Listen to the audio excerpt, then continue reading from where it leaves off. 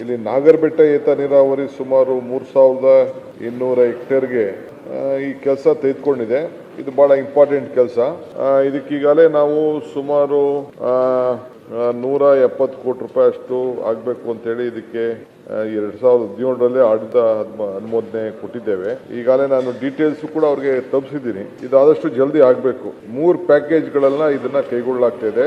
So ಇದನ್ನ ಅವರು ಕೆಲವು ಲೋಕಲ್ ಇಶ್ಯೂಸ್ ಇದೆ, ನಾನಿಲ್ಲ ಅಂತ ನಾನು ಹೇಳೋದಿಲ್ಲ.